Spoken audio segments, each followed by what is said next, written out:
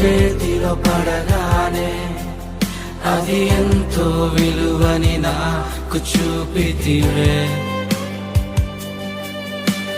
జీవమే లేని నాలోని జీవమును నింపుటకు నీ జీవితాన్నే తారబోసితివే.